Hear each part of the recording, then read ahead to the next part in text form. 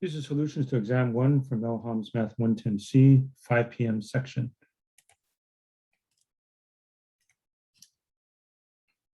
Number 1. So we're told that the center is 3, -1, -6. So that automatically tells me that I'm going to have x minus 3 squared plus y plus 1 squared plus z plus 6 squared is equal to something. What is the something? It's going to be the distance between the center and the given point. So use the distance formula. The radius is the square root of 3 minus 4 squared plus -1 minus a minus 1 squared plus -6 minus a -4 squared, which is the square root of -1 squared is 1 plus -2 squared is 4 plus -2 squared is 4, square root of 9, 3. So x minus 3 squared plus y plus 1 squared plus z plus 6 squared is equal to 9. Number 2, to get a unit vector, we just divide the vector by its magnitude. So -7 to -6 over the square root of -7 squared, 49, plus 2 squared, 4, plus -6 squared, 36. -7 to -6 over radical 89. Number 3, cosine of theta is a dot b over norm a, norm b. Dot product, 1 times -4 is -4. -3 times 1 is -3. 2 times 3 is 6. Add them up, the numerator is 1. Divided by the magnitude of A, magnitude of B, say magnitude or length or norm. So magnitude of A is the square root of 1 squared plus -3 squared plus 2 squared, 1 plus 4 plus 9. Magnitude of B, square root of -4 squared plus 1 squared plus 3 squared, 16 plus 1 plus 9. So -1 over radical 14 times radical 26.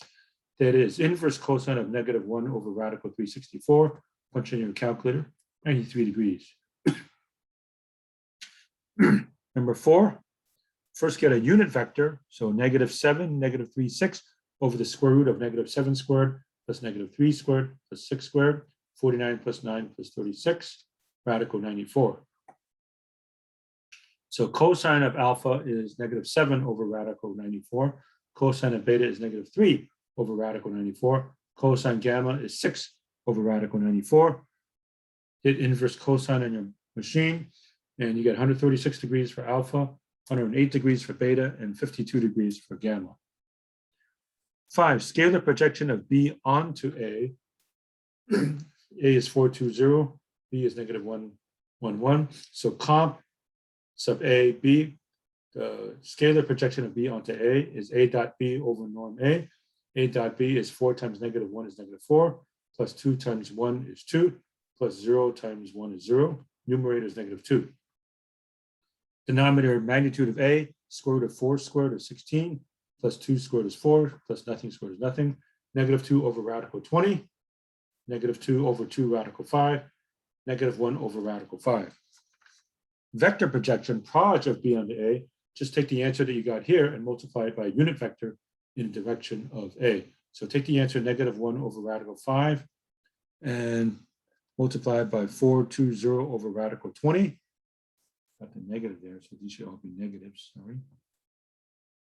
So that's -420 over square root of 110. So -0.4, -0.20.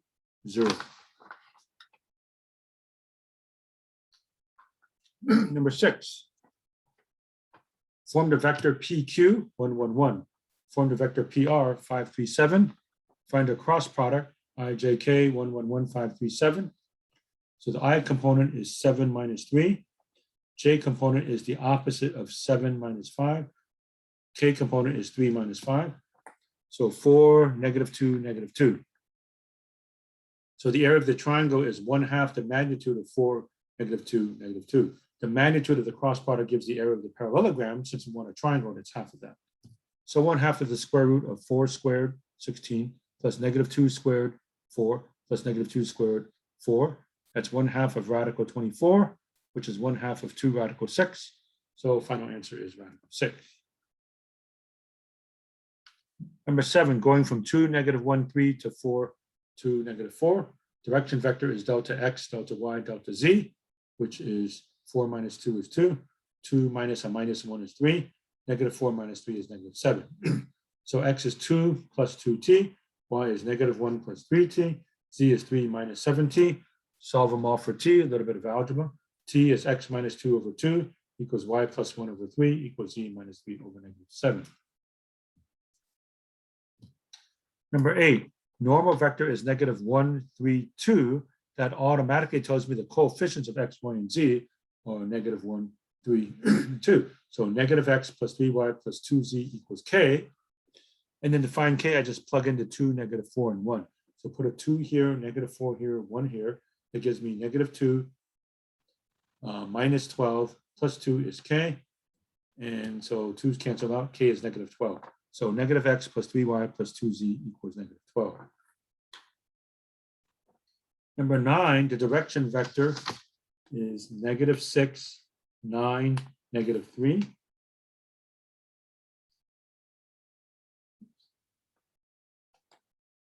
Put that in here. And for L2, the direction vector is 2, negative 3, 1.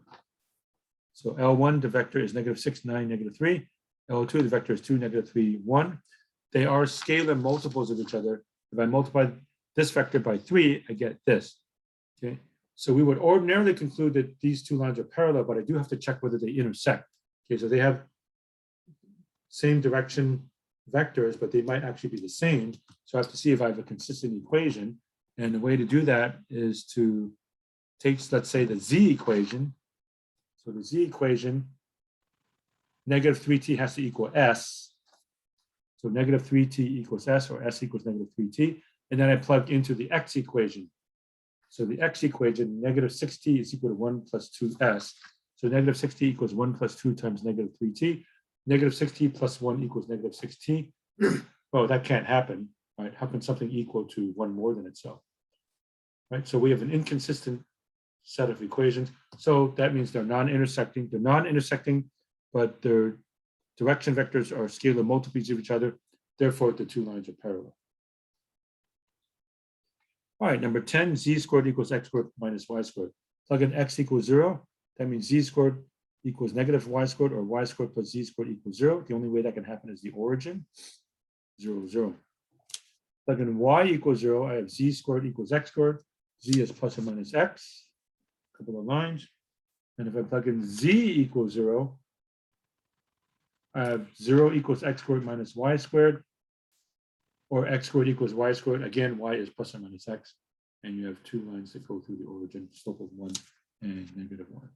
Also, keep this thing in focus. There we go.